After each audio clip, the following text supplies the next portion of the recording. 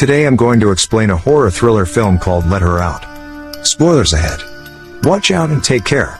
The story starts with a young prostitute who lives at the roadside motel. During a busy night of work, a masked man approaches her room.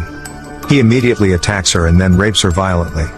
A few months pass and discovers that she is pregnant.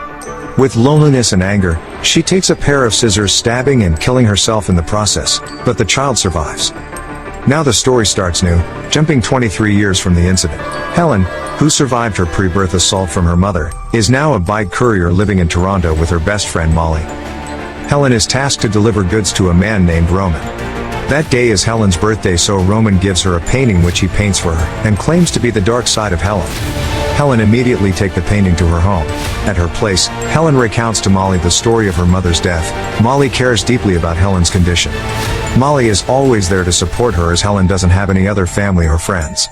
Later on, Molly leaves the place because she has an appointment with her boyfriend named Ed. As Helen goes outside for a ride, she is struck by a car, leaving her seriously injured both physically and mentally. Helen is taken to the hospital. She suffers a head injury and some broken bones. Few days passed, Helen is finally allowed to go home. To her surprise, Molly and her friends start throwing a small party to welcome her arrival. At the party, Helen meets Ed, Molly's boyfriend, who seems to be interested in her. While the party is going on, suddenly Helen begins to experience a blackout and hallucination. Later she wakes up in an empty parking lot. She is confused by what happened earlier. She immediately calls her friend Molly to ask what happened when she was unconscious. Molly explains that Helen left the party without informing her where she was going. Frightened, Helen immediately returns home in a state of anxiety. At home, Helen starts to afraid of Roman's painting, so she puts it below and covers it with a cloth. Next day, Helen starts her day as usual, such as exercising and showering. Just as she about to finish the shower, suddenly she starts to seeing a strange figure. Soon, she experiences another blackout and wakes up in front of her friends with an injured foot. Molly and others are confused. Molly explains to Helen that she went out wearing only a towel. For a few hours Helen had disappeared, and returning home Helen's foot is already bleeding. Then Helen begins to remove the broken glass from her feet. The next day Helen and Molly goes to see a doctor named Headley to consult about what is wrong with Helen. Dr. Headley begins to inquire, and Helen explains that she is always moving from place to place unconsciously. She was in one place and suddenly woke up in another place. This has happened frequently since the car accident. Furthermore, she explains frequently sees a black shadow. Hearing her story, the doctor decides to perform a CT scan on her brain. The results will be out the next day. Helen returns home and goes straight to her bed. In her sleep, she sees visions of a female ghost-like figure. Suddenly Helen wakes up to a call from Dr. Headley. The doctor tells Helen that something strange has happened to Helen's brain. Hearing this, Helen immediately goes to the hospital to meet her. There, doctor explains that they discover a rare type of tumor in her brain. It turns out, another person has lived in her brain all this time. Helen's mother, who stabbed herself in an attempt to end her pregnancy, it turns out was carrying twins. One of the fetuses was indeed killed in utero but was subsequently absorbed into the skull of the Helen. The car accident Helen suffered earlier somehow activated this long dormant twin, who is now growing at a rapid rate and is responsible for Helen's loss of memory and blackouts. Doctor said she suffers from a syndrome called vanishing twin syndrome, an actual disorder that occurs when a twin disappears in the uterus during pregnancy as a result of a miscarriage. This results in Helen having two different personas, Helen and her twin. Then the doctor asks her to undergo surgery to remove her twin from her brain. However, she needs to wait for 3 days until the surgery. Later at home she sees the painting again given by Roman. The painting suddenly appears on the wall. She thinks that Molly was the one putting it back, but it wasn't.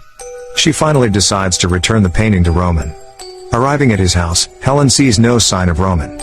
There she sees a footage on a laptop which turns out to be Helen, who was torturing Roman very sadistically. The footage shows Roman begging for his life, however Helen's twin killed him without mercy. Helen cannot remember any of those. After walking around the house, she sees a broken glass and she remembers the day she came home with an injured foot. Helen is now convinced that inside her there are two personals. Sometimes Helen is in control of her body, but sometimes her twin is in total control. Helen now realizes she is at war with her own body. She gets back to home and begins to tie her hands and feet to restrain her from going anywhere. The next day Helen begins to go out because she is bored at home. However, she has hallucinations and decides to go to a nearby toilet. She starts to remove her arm cast and opens the scars. She is shocked to see her twin's finger in her hand. Frightened, she decides to leave that place. Upon seeing her alone, Molly's boyfriend Ed begins to chase after Helen. Ed is very interested in Helen, therefore he plans to rape her. At that moment, Helen's twin begins to take control of her. She then points a knife at Ed, frightening him.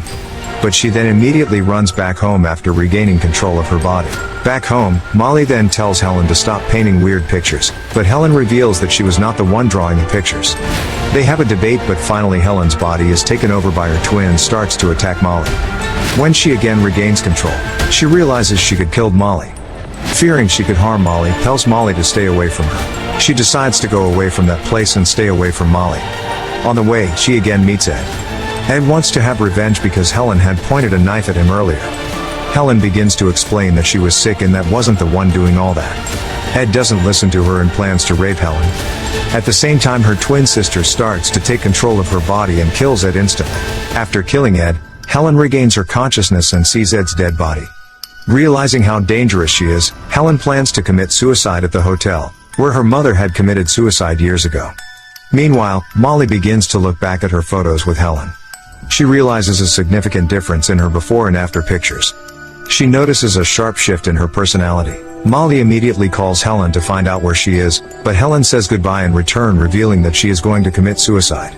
Hearing this, Molly immediately uses her bike and goes straight to the motel room. Helen at the motel, about to commit suicide, but her twin begins to take control of her. Molly then arrives at the hotel, however it is too late. Twin has completely controlled Helen's body. She immediately attacks Molly. Molly tries to defend herself and eventually she is forced to kill Helen in self-defense. In the final shot of the movie, Molly begins to walk alone crying. And that's how the movie ends. Subscribe to watch more videos like this, turn on notifications and leave a like, it really helps the channel out. Thank you for watching, peace out.